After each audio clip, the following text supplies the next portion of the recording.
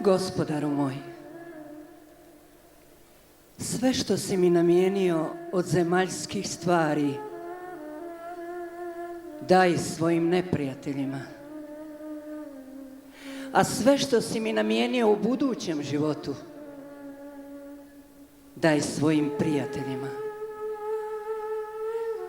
Jer meni si ti dovoljan. Gospodaru moj, ako te obožavam iz straha od džehennema, spali me u džehennemu. Ako te obožavam iz nade u dženet, isključi me iz dženeta. Ali ako te obožavam jedino iz ljubavi prema tebi, nemoj me lišiti tvoje vječne ljepote. Gospodaru moj,